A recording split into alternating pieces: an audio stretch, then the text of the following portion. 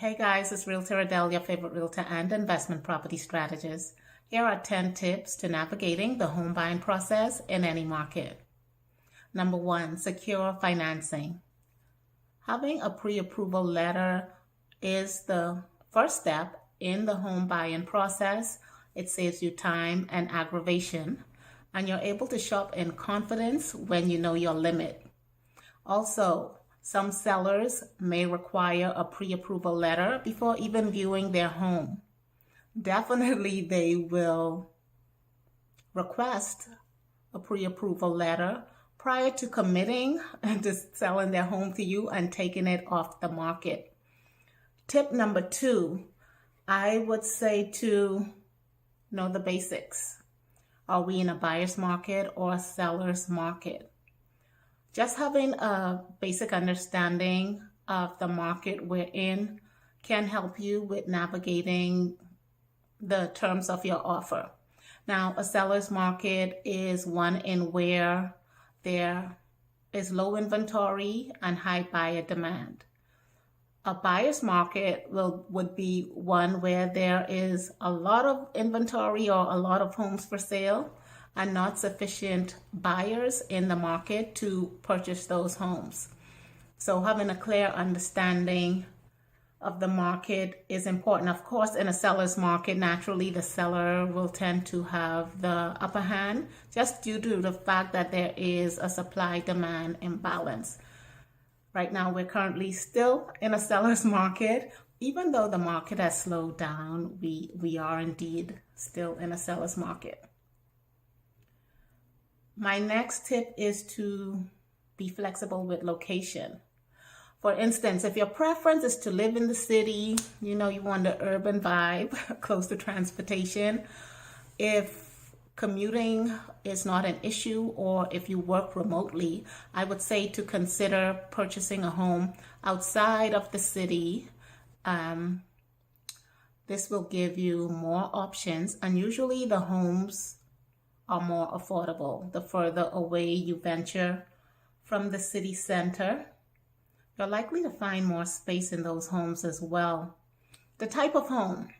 So if you prefer a single family detached home, I would say consider a townhome or a condo.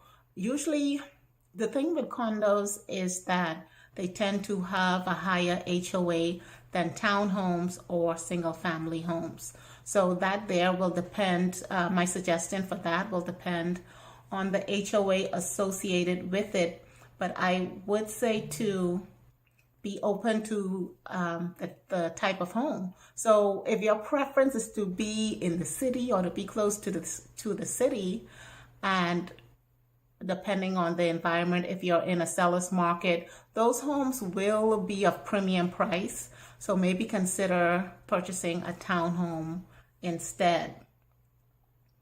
Also, regardless of the type of home that you decide to purchase, focus on, Focus on function over the aesthetics. If the layout of the home works for you and the space is sufficient, I would say to focus more on the layout than aesthetics.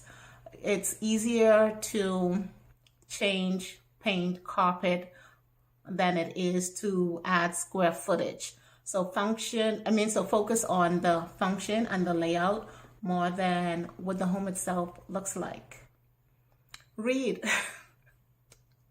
Okay, so your offer documents will become your binding contract. So the documents that you present your offer on to purchase the home will become a binding contract once signed by the parties involved. Be aware of what that document says. Just have a clear understanding on what your contract says. Be aware of timelines. Be aware of contingencies within that contract. For instance, of course, you want to verify your purchase price, the earnest money, which is the amount that you put down in good faith. to show the seller that you are indeed serious about purchasing the home. So it's safe for them to pull it off the market because you have some skin in the game, right? So confirm what that earnest money deposit amount is, when it's due, and where you are to deposit those funds.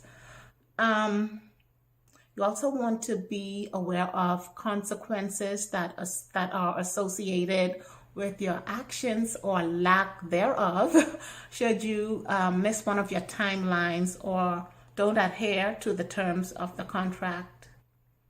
Ask questions, right? So a part of understanding the home buying process is to ask questions. Don't be afraid to do that. Of course, it's not unusual to be nervous, especially when making such a big purchase. However, I found that when we're fearful, well, I don't want to say fearful. I don't believe in fear, but when we're uncertain, it's often because we don't have all of our questions answered. So be sure to ask the necessary questions. And another tip to navigating the home buying process in any market is to know your numbers. So if you are securing a loan, make sure that you are aware of what your monthly payment is.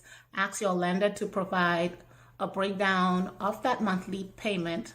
Usually that includes PMI, which is private money insurance, taxes, if there's HOA in the community, and insurance. So be aware of what your monthly payment is. Usually if you're currently paying rent at a similar price to your expected monthly mortgage payment, you should be okay, but still ask for those numbers in writing. Another thing I am going to suggest is not to purchase at your max approval amount, even if you could afford it. You always want to have some wiggle room. And another thing I would suggest is to, in addition to providing a breakdown of your monthly payment for your approval amounts, also ask for increment, like what your monthly payment would be if you were to, say for instance, decide to purchase a home that's a bit more than your approval letter. For instance, if you're approved for $350 and your lender gives you the breakdown of that mortgage payment and what it includes, ask if you can have a breakdown. Say for instance, if you were to end up purchasing a home at $365 or $370. Now, usually if it's in $10,000 increments, it's not that much of a difference. Say, so for instance, if you are approved for $350 and you end up purchasing for $360, usually that monthly mortgage amount, there's not a significant difference in it, but you want to know that amount just in the event you end up purchasing for a bit more, or if you find yourself in a multiple offer situation, then you can confidently offer the seller a bit more than what you're approved at. Remain flexible. Things hardly go as planned. I would say remain flexible. So timelines can change. Say, for instance, the closing date may change. So don't be alarmed if that happens.